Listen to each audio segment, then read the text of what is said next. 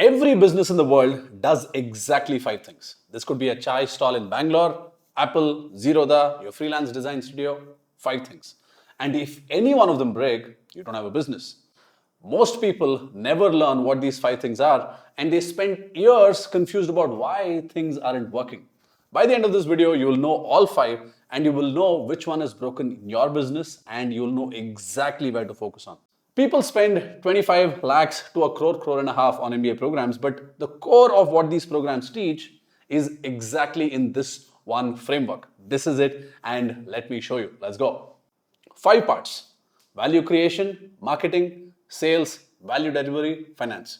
If you remove any one of these, you don't have a business, you have a hobby. So let's go through each one, not just what they are, but why each one matter and where most people get them wrong. The first one is value creation. This is the foundation of your business because this essentially says, or this essentially talks about, what are you making that people actually want? Not what you think is cool, not what took you 3 months to build, but what do people want that they're willing to pay for it? Here's why most products fail. The founders build what excites them. They fall in love with a solution before confirming the problem even exists. See, the mechanism is simple. People don't buy products, they buy outcomes. Think about this for a minute. Nobody wants to buy an accounting software. They want to stop being confused about their money. Nobody wants a gym membership. They want to feel confident, maybe without their shirt on. Every purchase you've ever made, it connects to something deeper for yourself. The drive to acquire something, the need to bond with others, the desire to learn, the need to protect yourself, the need to feel something new, and products that tap into these multiple drives all at once, it becomes impossible for you to buy. So the question is not if my product is good. The question is, does my product connect to something that people desperately want? Let's take an example. A SaaS founder in Bangalore, he spent 4 months building a project management tool with, let's say, AI features. Beautiful interface, smart automation, fully polished. The only problem, 0 customers. Not because the product was bad, it's because he built what he wanted as a developer, not what his target users wanted as business owners. The thing is, he never asked them, he assumed. The common mistake that people make is they perfect the product before testing if anybody even wants it. The thing is, you need to build for the customer's outcome and not your excitement, and that is the rule. Number 2 is marketing. How do people find out about you? This is the part that trips up almost every technical founder and the most skilled service providers. They think that if my work is good enough, people will find me. Sadly, they won't, because nobody is looking for you. See, here's the mechanism. We live in a world where there is infinite supply and very limited attention. And there are more good products than there are people aware of them, which means the scarce resource is not quality, it's eyeballs, it's attention. Your product is not competing with others' products, it's competing for attention. And attention goes to whoever earns it, not who deserves it. So stop feeling like I deserve it because my product is good, because sadly, nobody is looking at you. Think about it. Let's say an Indian D2C skincare brand with incredible formula but 200 Instagram followers versus a mediocre brand with 20,000 or 100,000 engaged followers. Who do you think makes more money? It's not even close. The mediocre product with audience wins every single time. Now, there are 2 ways to get attention. One is you can interrupt people. How do you interrupt people? They're scrolling through Instagram, your ad stops them. Or you send them a cold email. Or pop-ups. Or the second way is you can earn attention. This is through your content. You're giving value upfront. Something like this video, where you perhaps looked it up and you are watching this. See, the thing about earning attention is it takes longer. But the thing is, it compounds. Every piece of content you create works for you while you sleep. The thing about ads is, the minute you stop paying for it, it stops. Now, the best way to sell something is not selling anything. You earn the awareness, you earn the respect and the trust of people who might want to buy. And that's exactly what, let's say, Zomato has been doing with their social media. They're not running product ads all day. They're earning attention with content that people actually want to see. And when those people are hungry, guess which app they open? The most common mistake is treating marketing as an afterthought, something that you do after your product is ready. See, marketing starts the day you have an idea, not the day you launch it. because attention is the real bottleneck and it's not your product. Now, coming to number 3, which is sales. You have something that people want. They know about it as well. Now, how do you get them to pay? This is where people freeze because they think sales means convincing. Sales means pressure. Sales means manipulate. Here's the thing, it doesn't have to be that way. Here's actually how sales work. There are exactly 5 reasons someone doesn't buy from you, even when they want to buy from you. Pay attention to this. Number 1, it costs too much. See, people feel the pain of losing money about twice as strongly as the pleasure of gaining something. Loss aversion is real. If you want me to do more videos on sales, put it in the comment below. I might just do more videos if you really want it. Number 2 is where they feel it won't work. They believe that the product will not deliver what it promises. Number 3, this is a little sneaky, where they feel like, okay, the product works, but it won't work for me. They believe that it works for others, but they feel that their situation is different. Their business is unique. Their market is harder. Number 4 is where they feel like, I can wait. There's no urgency. I've been going about my life without this product till now. Maybe I can wait for another week. Maybe I can wait for another month, and someday I'll get it. Number 5, it's too difficult. What does that mean? It means that the effort to purchasing your product, the effort to set it up, or the effort to switch from what they already have into your product, that is too high. Now, every single non-purchase or every single decision that somebody makes to not buy a product, it will trace back to one of these 5 barriers, and you have to go check it out. Let's take an example. A freelance brand in Mumbai was closing maybe 1 in 5 leads. Good work, good portfolio, but the leads kept saying, I'll think about it. So here's what she started doing. She did 2 things. First, she sent a small strategy audit before the sales call. But this addressed barrier number 2 and barrier number 3. Barrier of will this work? And the second barrier of will this work for me? Because the prospect could see how her work could be applied to their brand. Second, she offered a love it or don't pay, which means she said, if you don't love the work, don't pay for it. This is where she offered this guarantee, and she also addressed the risk of losing money. See, she didn't learn a single closing technique. She just removed these obstacles and her close rate doubled. The common mistake is trying to be more persuasive instead of removing these friction points. Teach instead of pitch.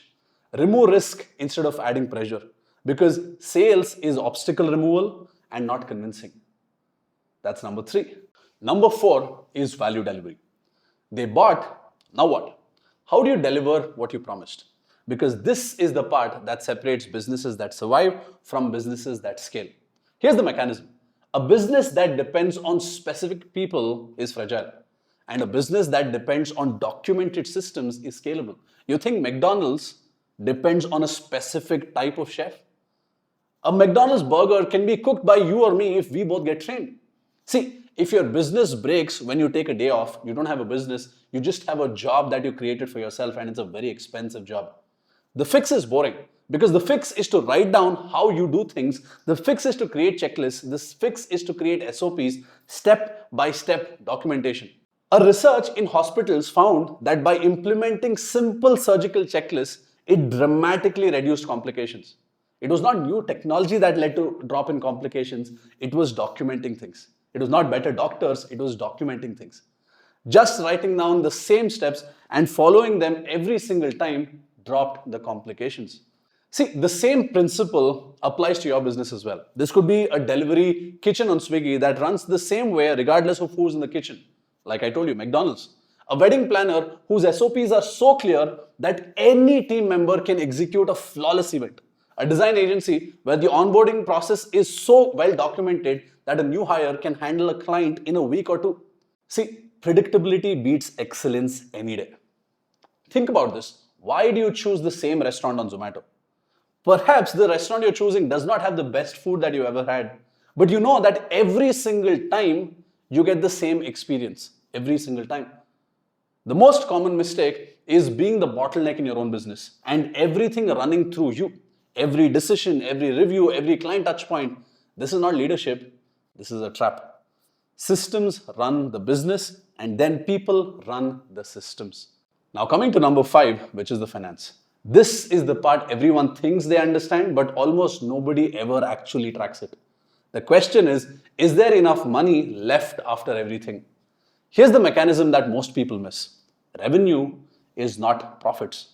Cash flow is not income. They're very different things, and this confusion kills a lot of businesses. A gym owner in Pune makes 8 lakhs per month. Impressive, right? But here's the part you're missing. Rent is 1.5 lakhs.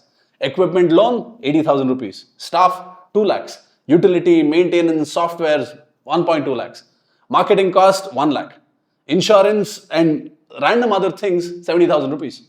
Now, the total cost or the total expense is 7.5 lakh rupees and the profit is 50,000 rupees. Now let's compare this to a freelancer who's working from home, who's making 3 lakhs a month. The cost, a laptop, internet connection, maybe a cup of coffee at Starbucks. So total cost, maybe 40,000 rupees, 50,000 rupees, but the profits is about 2.6 lakh rupees. Who do you think is actually winning? The one with a flashy revenue number or the one who keeps 5 times more money than the person who's flashing the money? See, most businesses don't die from a lack of customers. They die from cash crunches.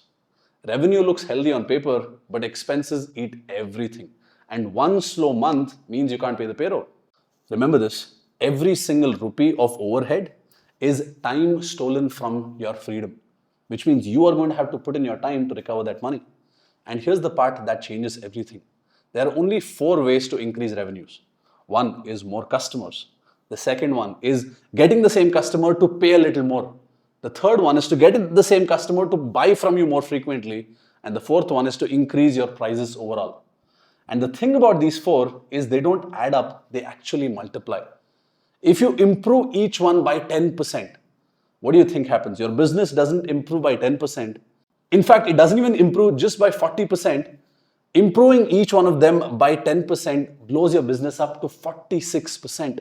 Because 1.1 into 1.1 into 1.1 into 1.1 is equal to 1.46. But what do most people work on? Everybody works on just one thing, get more customers. And here's the thing, that's 1 out of the 4 levers, and that's the most expensive one. What if you raised your price by 10%? What if people bought 10% more worth items from you? What if customers came back just 10% more often? Very small improvement. Do you think you can do that? I really think you could do that, right? But the compounding effect is very huge. The common mistake that people make is obsessing over revenues while ignoring margins. Remember this, a business that makes 10 lakhs with 9 lakhs in costs is weaker than a business that makes 3 lakhs with 50,000 in costs. Revenue is a vanity metric. Profit is a sanity metric, and you need to remember this. Now, so those are the 5 parts: value creation, marketing, sales, value delivery, finance.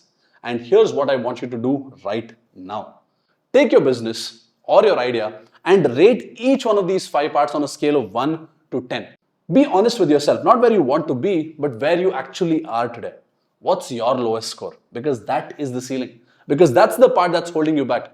It doesn't matter if 4 parts are 8 on 10, but if there's one part which is 2 on 10, your entire business performs like a 2 on 10. If you fix the weakest link and if you put all your energy on that tomorrow, things will start moving crazier than you can imagine. See, you don't need an MBA to understand how businesses work. You just need to understand these 5 things, and now you do. If this video made something click, drop a comment. Which of these 5 parts is the weakest in your business right now? And I read every single comment.